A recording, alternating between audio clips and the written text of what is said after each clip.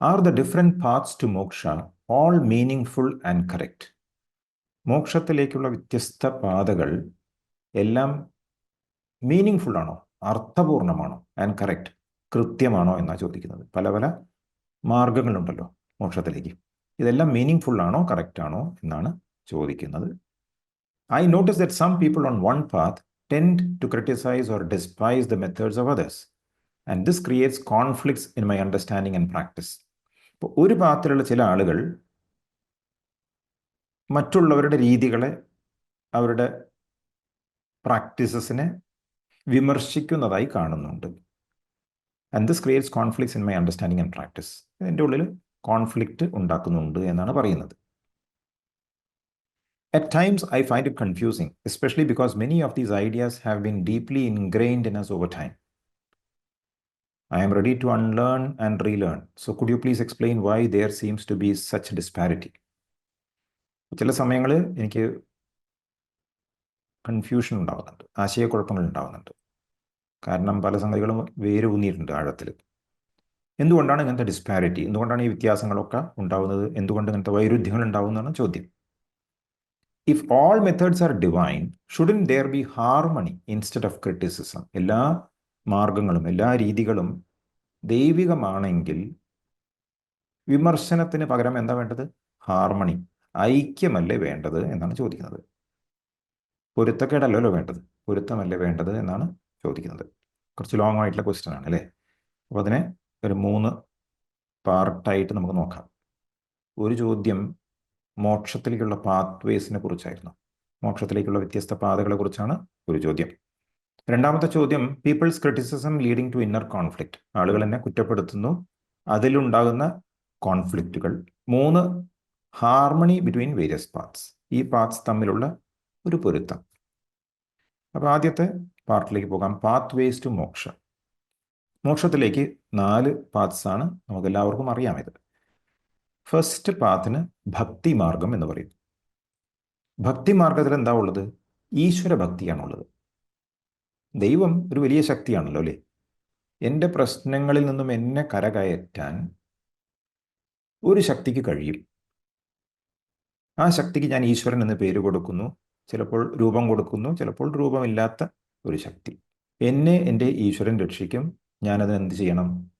ഭക്തിയോടെ ഞാൻ എൻ്റെ ഈശ്വരനെ സമീപിക്കണം. പല രീതിയിൽ നമുക്ക് ചെയ്യാൻ സാധിക്കും. ചില ആൾക്കാർ പൂജയായിരിക്കും ചെയ്യുക, വർഷിപ്പിംഗ് ഹിം. ചിലർ സ്തോത്രങ്ങൾ ചൊല്ലും, singing praises of the Lord. ചിലർ ജപമായിരിക്കും സ്വീകരിക്കുക, റെപ്പിറ്റേഷൻ ഓഫ് ഹിസ് നെയിം. ചിലർ ആ ദൈവത്തെ ധ്യാനിക്കും മനസ്സിൽ, meditating on my God with lot of love. സ്നേഹവും ഭക്തിയും ഡിവോഷനൊക്കെ വളരെ ഒരു ഇമോഷണൽ ആയിട്ടുള്ള ഒരു ഭാഗത്താണ് ഭക്തി എന്നിട്ട്. പക്ഷെ ഇതിലൊരു കാര്യം, ഈ ഞാൻ പ്രാർത്ഥിക്കുന്ന എൻ്റെ ദൈവം ഞാനല്ല, അത് മറ്റൊരു രൂപമാണ്, മറ്റൊരു ശക്തിയാണ്. ആ ഭാവത്തിലാണ് ഭക്തിമാർഗം ഉള്ളത്. ഭക്തിമാർഗം വളരെ പോപ്പുലറാണ്, ഏറ്റവും കൂടുതൽ ആളുകൾ സ്വീകരിക്കുന്ന പാത്ത് കൂടിയാണ്. ഭഗവത്ഗീതയിൽ പറയുന്നുണ്ട്, of all yogis the one who surrenders to me with faith and devotion is the highest എന്ന്. അത്രയും വലിയ സ്ഥാനം ഭക്തിമാർഗത്തിന് കൊടുത്തിട്ടുണ്ട്. യോഗികളിൽ ഏറ്റവും ഉയർന്നത് ആരാണ്? വിശ്വാസത്തോടെയും ഭക്തിയോടെയും കൂടി എനിക്ക് സമർപ്പിക്കുന്നവനാണ് ഏറ്റവും ഉയർന്നവൻ എന്നാണ് പറയുന്നത്. അപ്പോൾ ഭക്തിക്ക് അത്രയും വലിയ സ്ഥാനമാണ് ഉള്ളത്. കൂടുതൽ ആളുകളും ഭക്തിമാർഗത്തിലൂടെയാണ് പോകുന്നത്. Why? Because it is the easiest. ഇപ്പം നമുക്ക് എല്ലാവർക്കും ഒരു സപ്പോർട്ടാണ് എപ്പോഴും വേണ്ടത് അല്ലേ. We need a very strong support. നമ്മുടെ ജീവിതത്തിൽ നമ്മളാകെ വിഷമിച്ചിരിക്കുന്ന സമയത്ത് എനിക്ക് ഒരു താങ്ങ് വേണം, എനിക്കൊരു തണൽ വേണം. ഏറ്റവും ഈസിയസ്റ്റ് ആയിട്ടുള്ളൊരു മാർഗമാണ് ഭക്തി. So many people go by bhakti. രണ്ടാമത്തെ പാത്ത് എന്ന് പറയുന്നത് കർമ്മ. ഓക്കെ, കർമ്മ എന്ന് പറഞ്ഞാൽ നമ്മളുടെ ഡ്യൂട്ടിയാണ്, സേവനമാണ്, കർമ്മം ചെയ്യലാണ്. ഈ കർമ്മം ചെയ്യൽ എങ്ങനെയാണ് ചെയ്യേണ്ടത്? ഫലങ്ങളോടുള്ള ആസക്തി ഇല്ലാതെയുള്ള കർമ്മം, അതാണ് കർമ്മം എന്ന് പറയുന്നത്.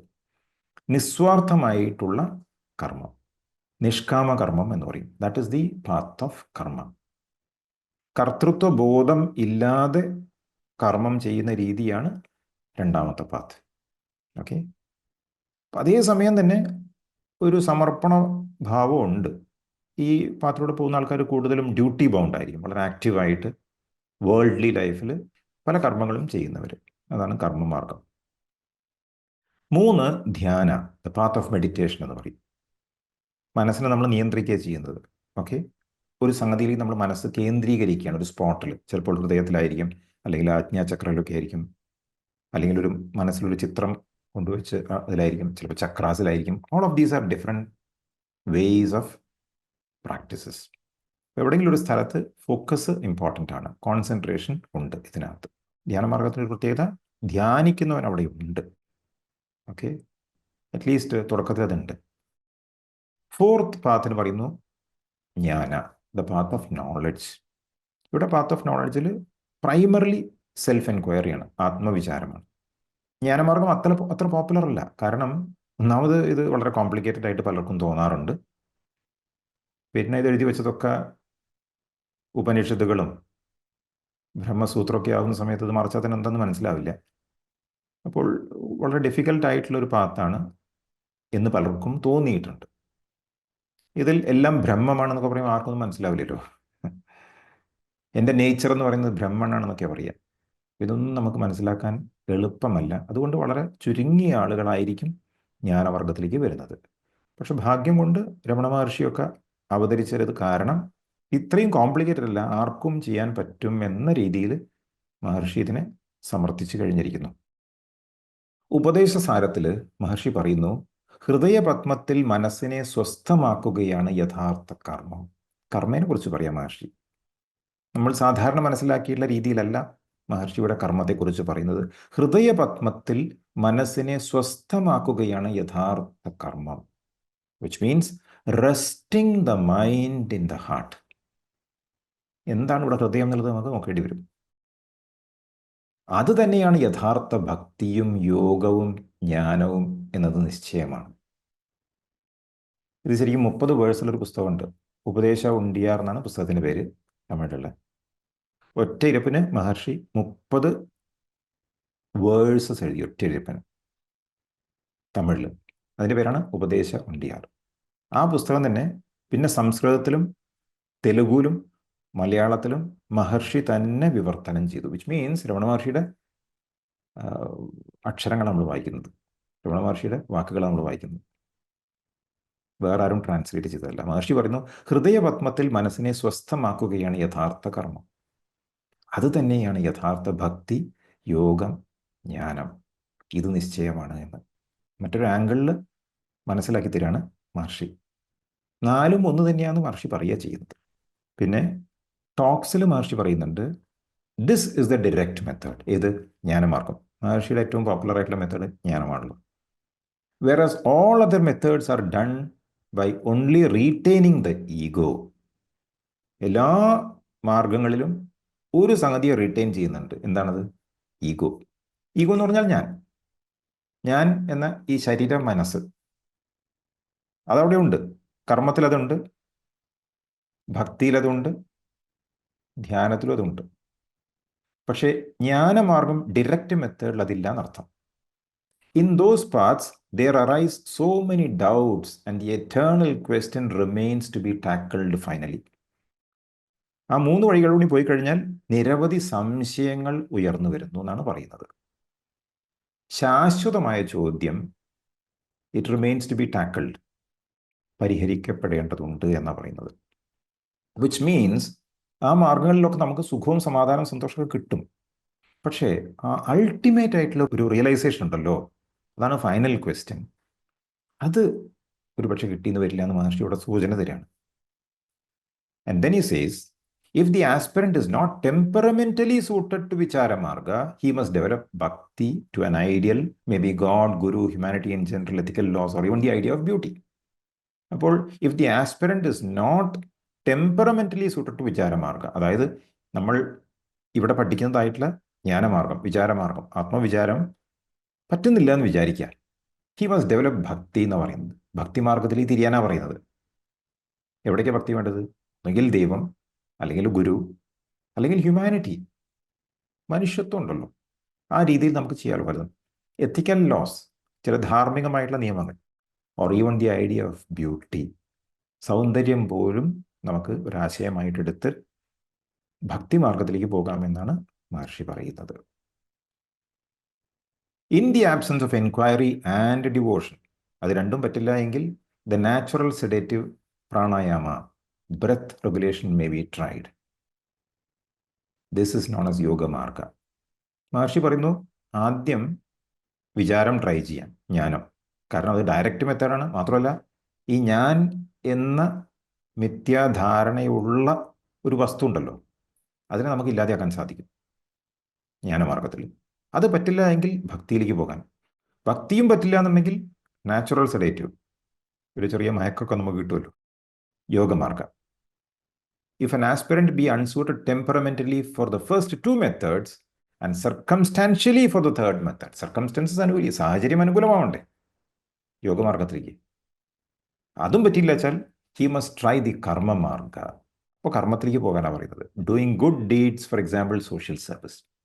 ഈ രീതിയിലാണ് മഹർഷി തിരിയാൻ പറയുന്നത്. വിച്ച് മീൻസ് എല്ലാവർക്കും എവിടെയെങ്കിലുമൊക്കെ പോകാം, പോകുന്നത് നല്ലതാണ്. പക്ഷേ ഒരു കാര്യം, ഏതിലാണോ ഉള്ളത് അതിൽ ഉറച്ചു നിൽക്കാൻ ശ്രമിക്കണം.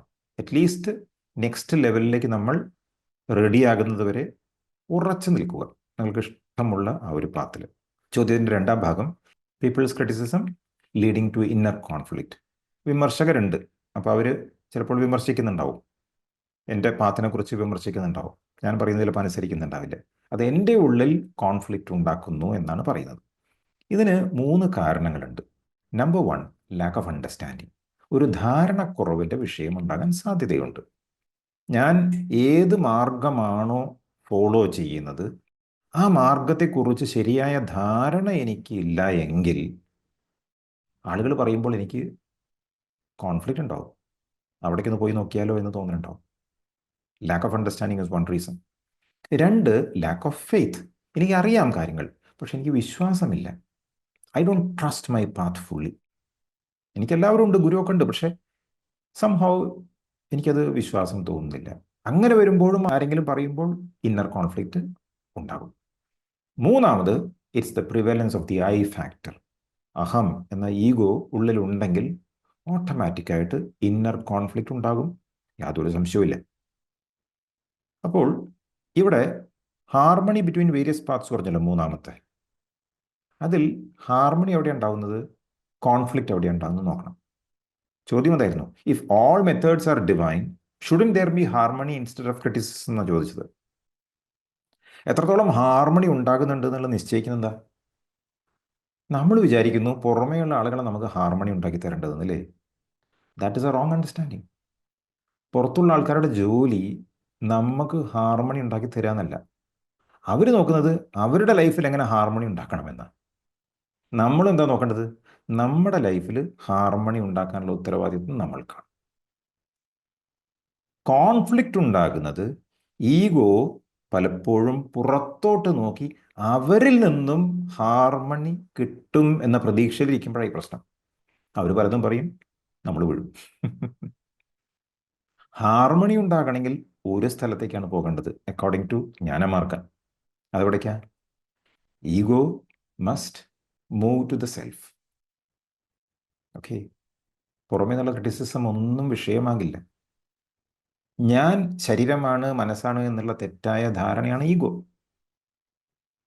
അങ്ങനെ ചിന്തയുള്ളപ്പോൾ ഓട്ടോമാറ്റിക്കായിട്ട് ആ ശരീരത്തിനും മനസ്സിനും പ്രശ്നങ്ങൾ വന്നുകൊണ്ടേയിരിക്കും.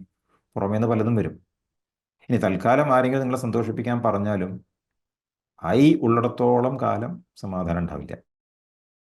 ഓക്കെ, ഈഗോ ജ്ഞാനമാർഗത്തിലൂടെ സെൽഫിലേക്ക് ലയിച്ചു കഴിഞ്ഞാൽ എന്താ സംഭവിക്കുക?